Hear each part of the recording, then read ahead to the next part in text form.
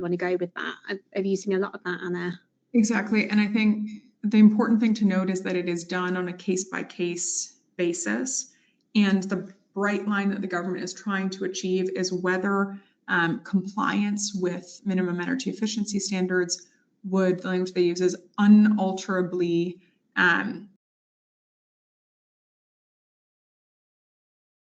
legal obligations.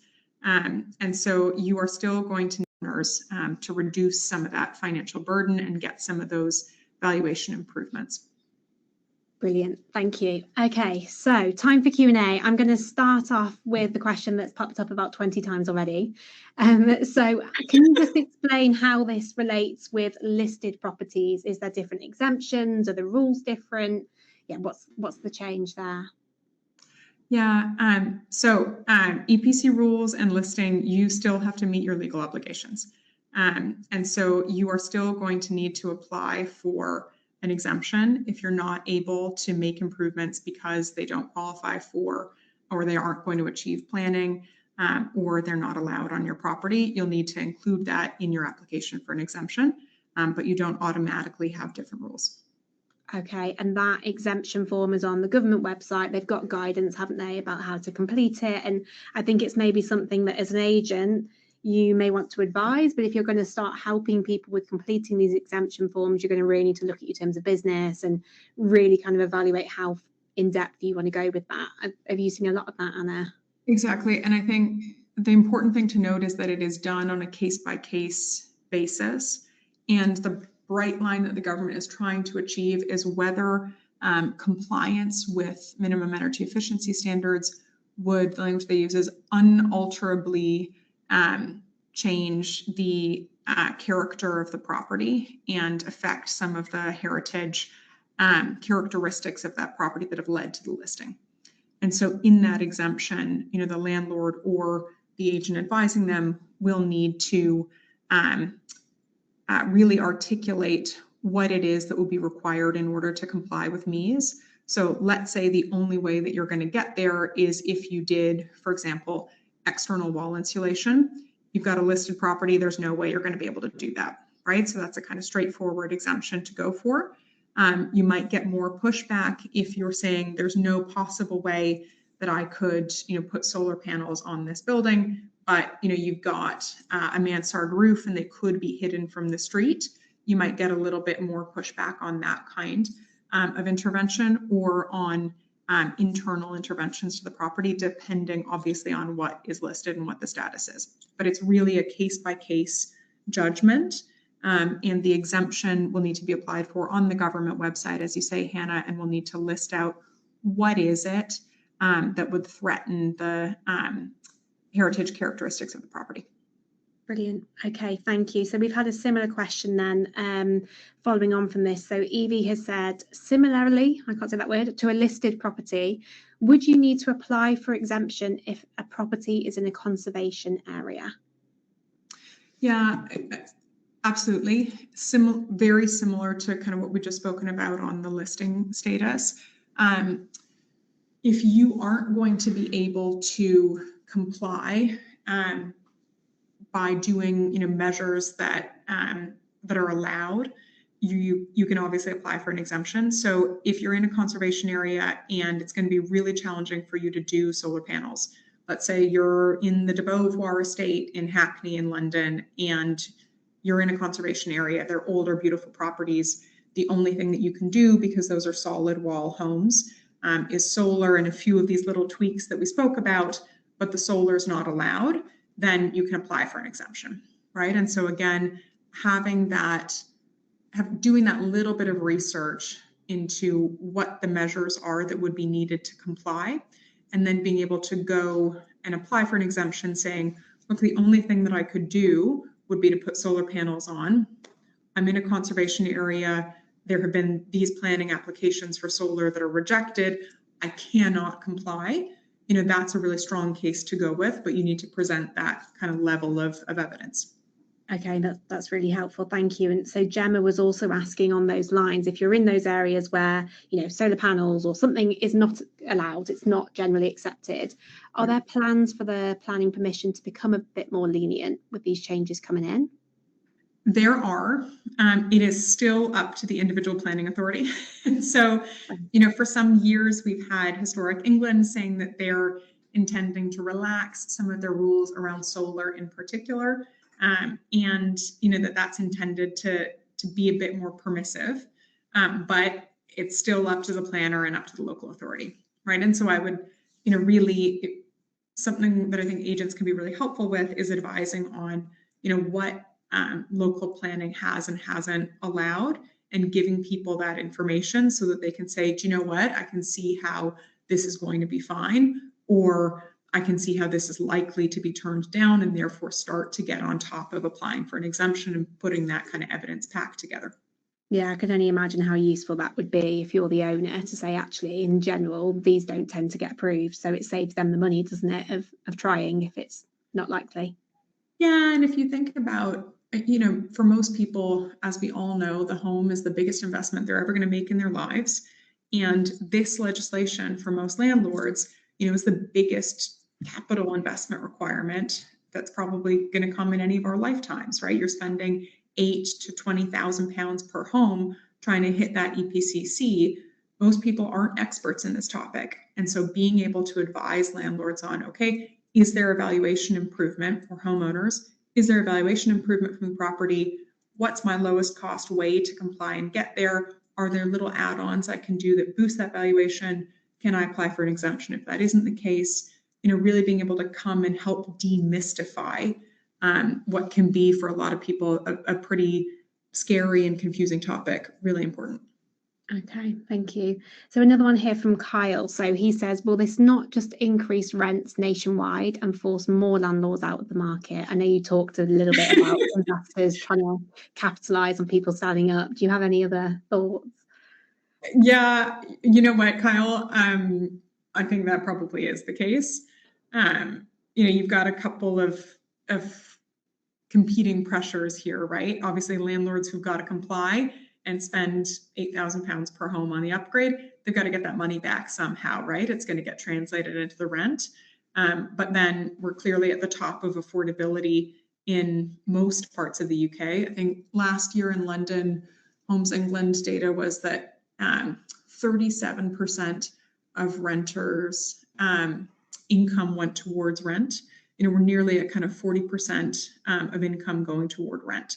So we're clearly at the top of affordability for most people. What do you do with that? Well, if you're going to be passing that cost on to the tenant through higher rent, you also need to be confident that they're going to be able to stay on top of their payments and that you're reducing that energy bill for them as well. And so again, we talked about the ARA tool that we offer at Domino. We also calculate what the bill savings are. And so being able to go and say, okay, this is what I'm adding onto rent to recoup, but this is what the reduction in bills are, so that you still stay on top of tenant affordability. We don't get into arrears. We don't fall afoul of some of that, is going to be really, really important. Okay, thank you. And then if we just think back to buying and selling property then. So Cleo was asking how, sorry, it wasn't Cleo, I'm reading ahead, I'm getting too excited. How early on in the journey? EPC is a very exciting topic. It's wild.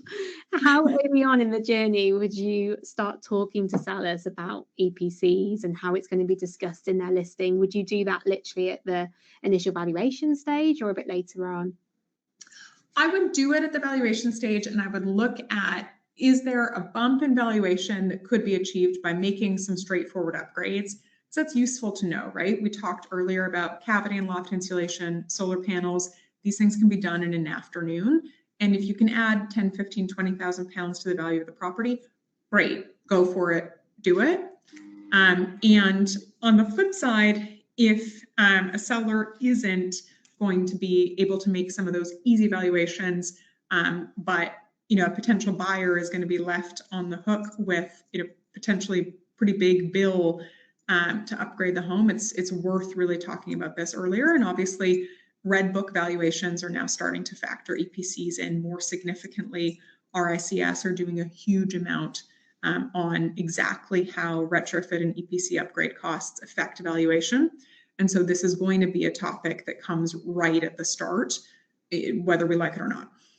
Yeah, okay, thank you. And it was interesting that 98% figure, where we said 98% of people are aware, that was a lot higher than I thought, and I imagine probably higher than a few years ago. So yeah, that shows. Right, Cleo, it is now time for your question. So do pre-existing EPCs need to be changed, or will it only be when a new EPC is needed that the changes impact homeowners?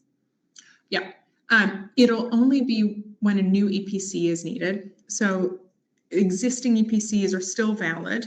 Obviously, in the rental context, when you've got a new tenancy, or when the private rental standard on MEES raises, you're going to have to assess old EPCs on existing tenancies by 2030 anyway. But for homeowners, this is really only going to affect them when their existing EPC expires, or where they go to sell and they've got to get a new EPC done. And again, minimum energy efficiency standards only apply to the private rental market. A homeowner doesn't have to achieve an EPCC. And I think, Hannah, you're right to call out some of the differences in what homeowners versus renters care about as EPC bars. So homeowners don't have to hit that EPCC, but it's going to start to affect pricing across the market in the same way that the EPCE minimum has clearly affected pricing in the market and driven that 20% gap from EPC-B to EPC-F. We're going to start to see that on D and E rated properties, whether those are transacting in the owner-occupied market or in the private rental market. And those changes to the EPC methodology and how it's scored affect everybody. You're not going to have to redo your existing EPC, but when you come to do a new one, you're going to see it assessed in a new way. And just on that, so you talked about the assessments having additional information now. Will that information need to be shown on property listings, or is it too soon to know? When they're implemented next year, and I would caveat, I expect that new methodology is going to be a bit delayed. It was meant to be rolled out at a recent DESNAS event. They said a civil service spring, which I think means a calendar year autumn at best, if not kind of early 2027 for the new home energy model. So that is going to be shown on listings as soon as that's live. Okay. And that'll give you, you still get a headline metric, but then we'll have that further detail on fabric performance, smart readiness, and the heating system. Okay, right, good to know, thank you. And just one more then, when we think about tenants. So I don't think we had a name on this one, but we've had somebody asking, what does this mean for existing rentals of sub-C properties? Does the tenant need to get evicted by the 1st of October 2030? The tenant doesn't need to be evicted, but by 2030, you're going to have to get a new EPC done, right? So you don't evict the tenant, but you're going to need to get the assessment done. And again, it's not the same process. We've talked about all of the changes in the process, but similar to today, a domestic energy assessor will come in and, do the assessment of that property. But you will need to do that on new and existing tenancies. Okay, and then if they still end up getting an EPC-D rating, for example, will they then need to evict on the 1st of October with that new one? Oh, fine. That becomes an illegal tenancy in the same way that, property at an EPC F or a G that's being rented out today is an illegal tenancy. And so, that is up to council enforcement in the same way that minimum energy efficiency standards today are up to council enforcement. What does this really look like in practice? It's up to how effective your local council is, right? But typically you'll get a letter from the council saying your property is being rented without complying with MEES. Here are some options. Here's what we think it would cost, and the council will normally pull your EPC and tell you kind of quick view. Here are some resources to help you do it. The council's trying to avoid evicting somebody, right? So they really want to work with you. It's not like somebody's going to knock on the door and say this person needs to get out of here. But they want you to comply, and they'll try to enforce. And so then, in the same way as any government enforcement action, it'll start with, how can we help you? Here are some resources, and then it will escalate to a fine, right? Okay. And how much is that fine? Yeah, so that fine is raising to £15,000 per property, and then repeated infractions can be up to 30,000. Right, okay, so if you're a letting agent and you're managing a property that you think actually, it could even be an EPCC now, but it's probably going to drop down to a D, have the conversation with the landlord, and then if they're not willing to pay the up to 10,000 for the retrofit, they either want to sell, understand they're going to be facing these fines, or they need to be looking at spending that and then applying for an exemption. Exactly that, right? Okay. And again, the fines are pegged to be higher than the exemption cost and to be higher than the average upgrade cost, right? On average, people will spend about £8,000 to comply. Getting an exemption is 10K. The fine is 15 to 30 and escalates with repeated infractions. Okay, right, thank you. Now we've had a few questions coming in, so one from Sophie, one from Sarah, saying how will these changes apply to properties in Wales?